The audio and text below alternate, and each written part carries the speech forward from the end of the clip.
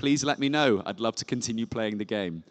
In the meantime, we've had a really good morning so far today, covering the world, it feels. There's been one key component of Bitcoin that we haven't covered, and that's been Bitcoin mining, and in particular, Bitcoin mining in Africa.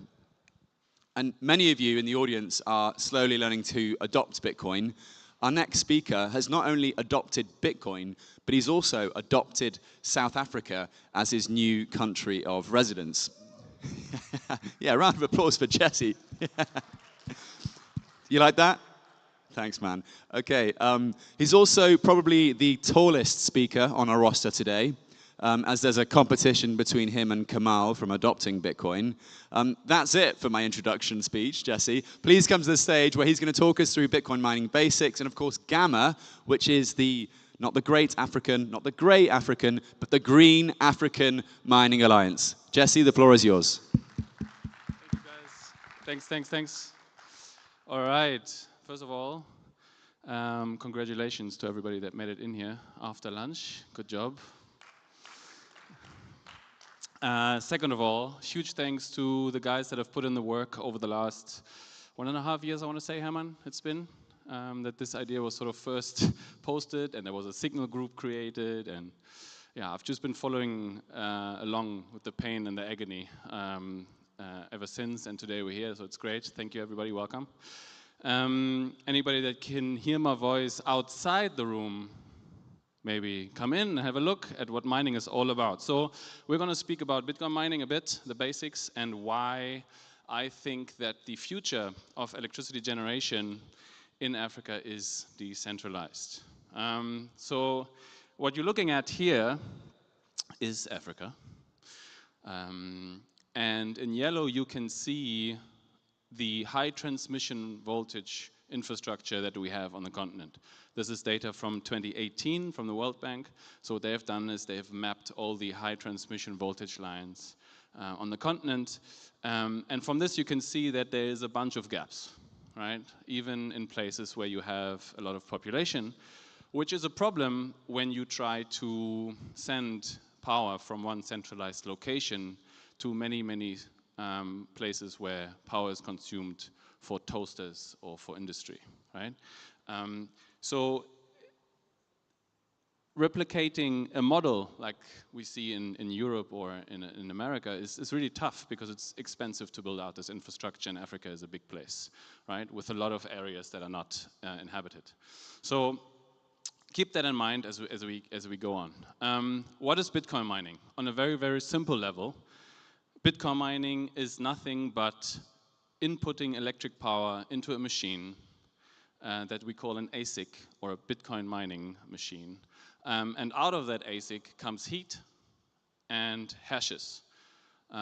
Without explaining hashes in great detail, hashes you can think of as guesses, all right? And there are people out there, pools specifically, that will pay you for those guesses because each of those is a chance to find a valid block, right? Speaking on a very high level. Yeah, and what these machines do with the electric power is basically guess trillions of times a second, which is a highly energy-intensive process that has, on the energy side of things, because hashes are digital, right? You input 100% electricity and you get out 100% of heat. Again, there are nuances, but we keep it basic. Now, there are different ways to transport that heat. You can do that via air cooling, which makes a lot of noise, right? You can use things like you've seen in your gaming PCs maybe, where you use water cooling or immersion cooling. So there are different methods of transporting that heat away from the ASIC and maybe also reusing that, right?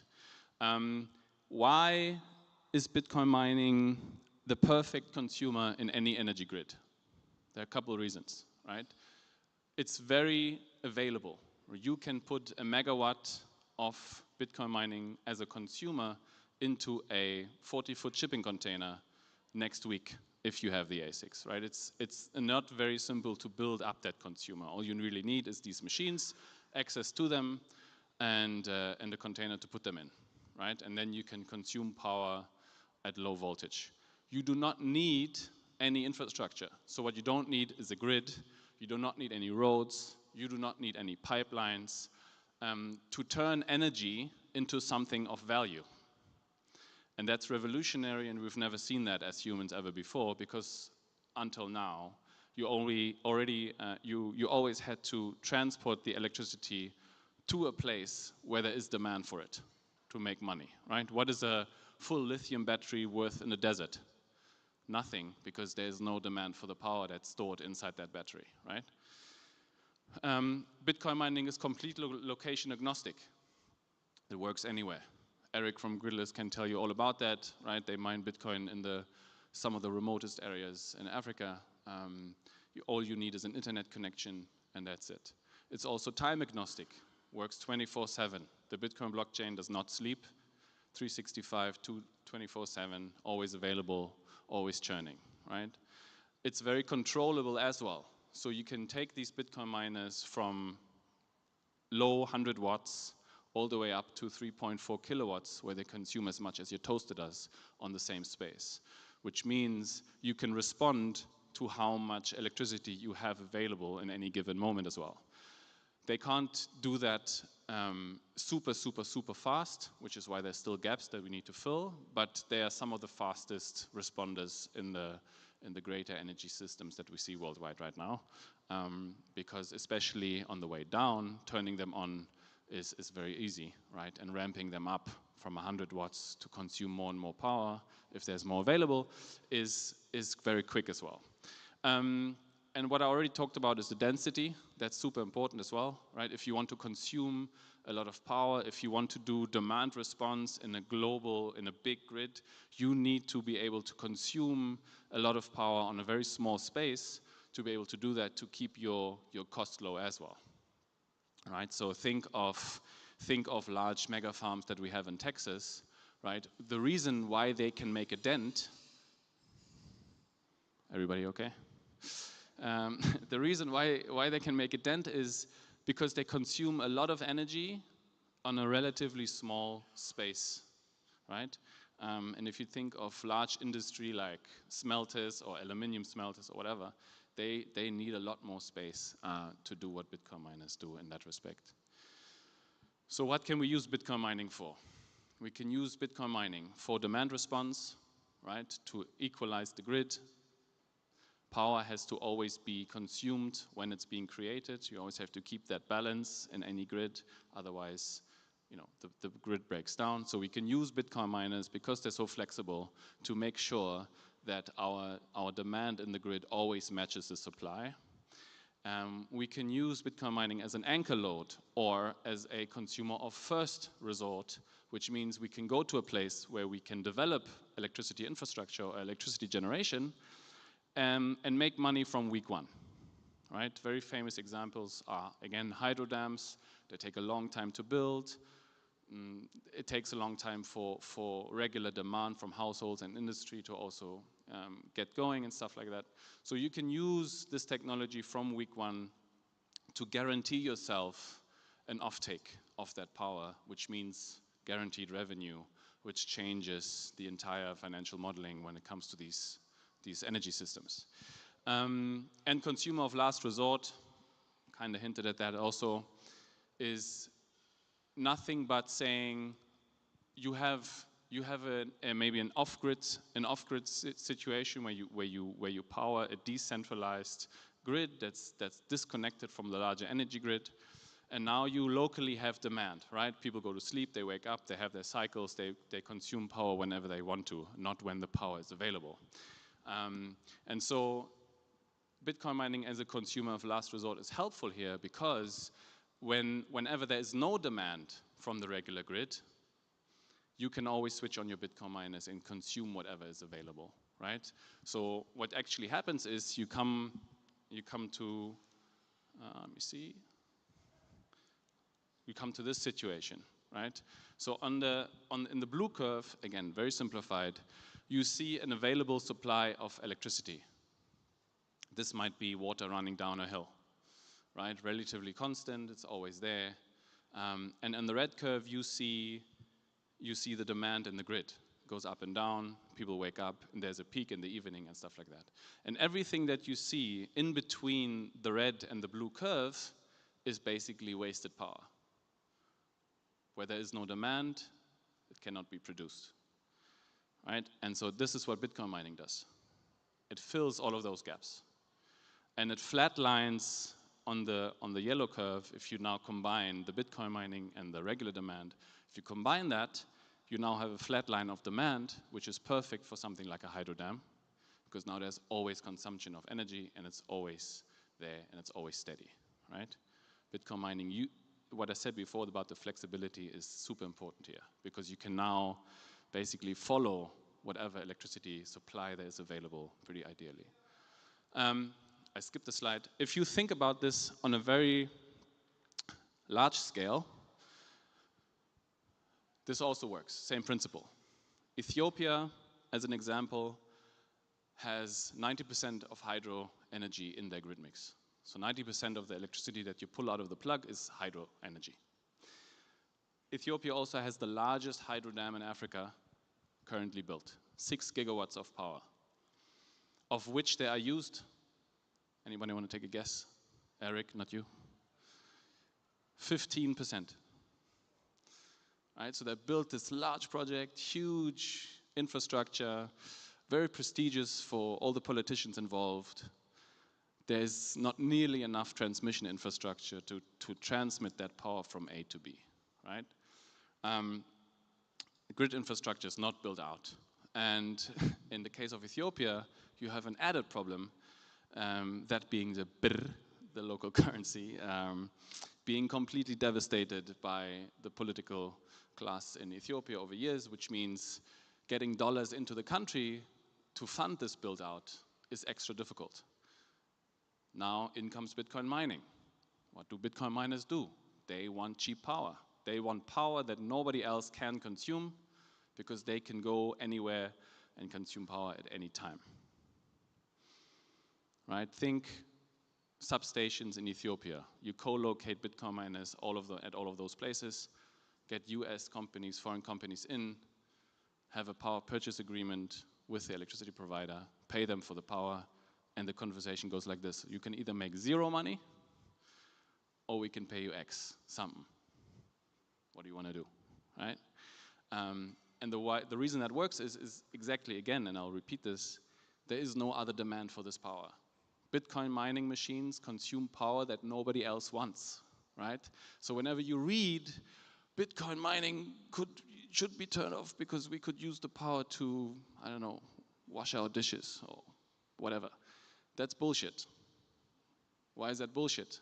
Because in that moment where somebody else wants to use that power, they will absolutely pay more than the Bitcoin miner will. And so Bitcoin miners cannot afford to compete with any of our regular electricity consumption. If we want to toast our toast in the morning, we do that, right? That's power the Bitcoin miner doesn't get because I pay more for that power than the Bitcoin miner can afford. And so the same thing works here. You go to a substation, you tell them how much power do you have, okay, X megawatt, let's put Bitcoin mining here, I'll give you money, it's a win-win situation, right? And added in Ethiopia, as I said before, you've got dollar problems, all these countries have dollar debts, most countries in Africa have dollar debts, so monetizing the energy resources that they have available, which are abundant, is now possible, right? And that's absolutely revolutionary and only possible through Bitcoin mining. These are a few examples. On the left, you see our friend in GAMA, his operation, Sepkus Bius, big block energy operation in the DRC. He has identified a hydro dam in the Virunga National Park that the EU once funded. I think it's like 13 megawatts or whatever. And the story here is that after COVID, this park now has no more demand for tourism. So the question is, how do you afford paying salaries? How do you afford paying for securities because there's militias going around? How do you afford nature conservation and stuff like that? So these guys went in and said, hey, there's power here, and there's no demand for it because there's no transmission infrastructure and tourism is non-existent anymore. How about you sell us that power?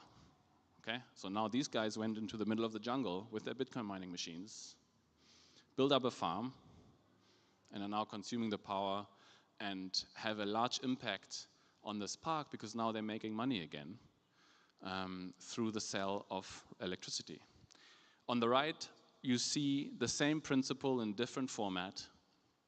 This is what not all of them look like this, but this is a flared gas operation, right? If you produce oil, you always have gas as a byproduct, and that gas needs to be burned, otherwise there is detrimental effects to the environment, so there's regulation about burning it.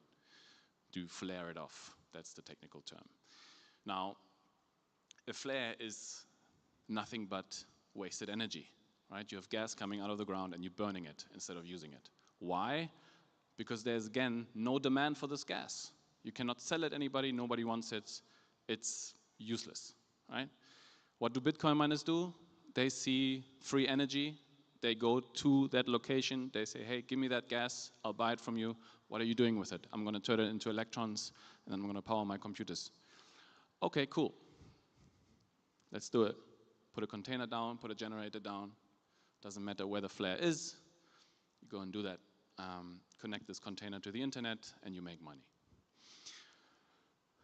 What are the chances for South Africa? There's a lot of potential power from stranded renewables.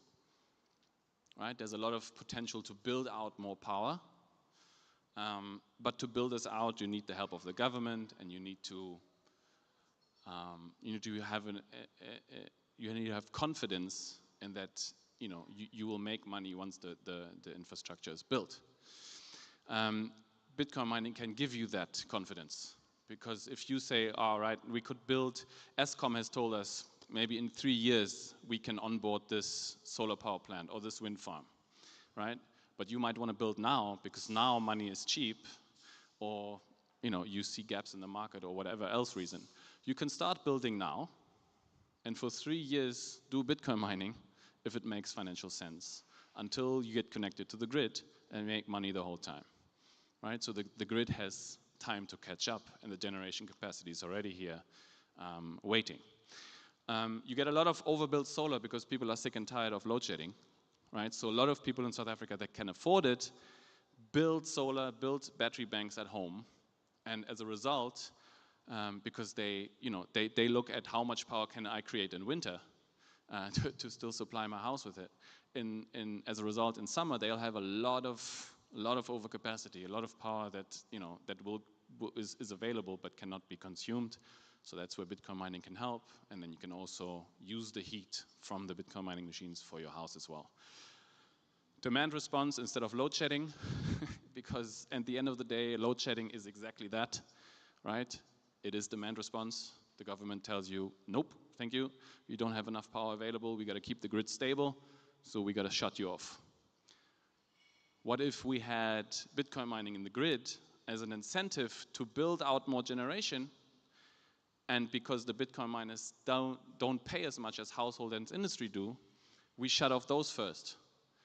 Before I look at my app every day, Eskom to push, and check when I don't have power at home, right? As I said, it's an incentive for grid and generation capacity build out.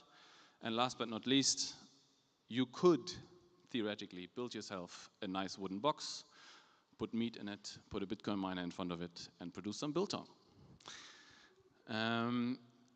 Yeah, the GAMA Seed program. Feel free to scan this.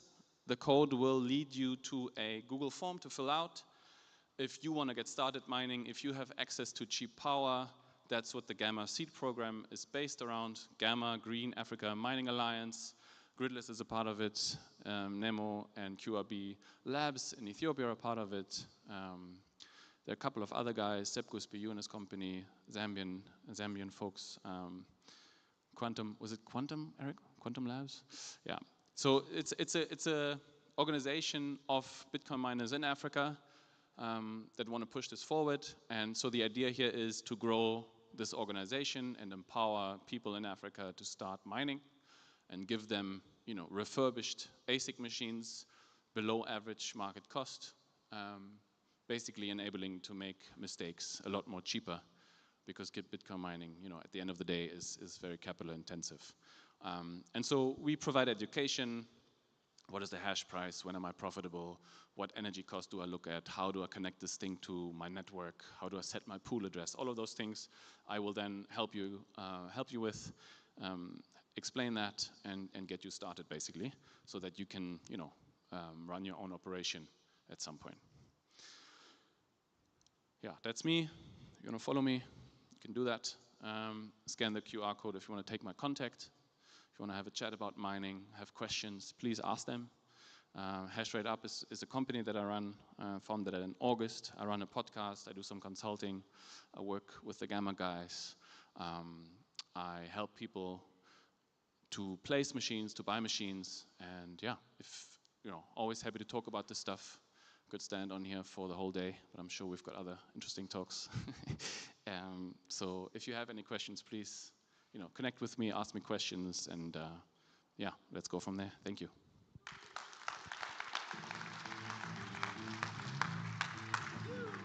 Give it up for Jesse. Fantastic talk. Honestly, Bitcoin mining can be a little bit of a dry topic sometimes. Yeah, we've given up with the Bitcoin thing just for the moment because someone stole my sheets, which I don't blame them at all for, because I would also steal that free Bitcoin. But just for the moment, yeah, we're not going to play that. But that was amazing, Jesse. You made a dry subject more interesting with the use of dry humor. So kudos to you. And do connect with him and listen to his podcast called Hashrate Up. Now, I wanted to give you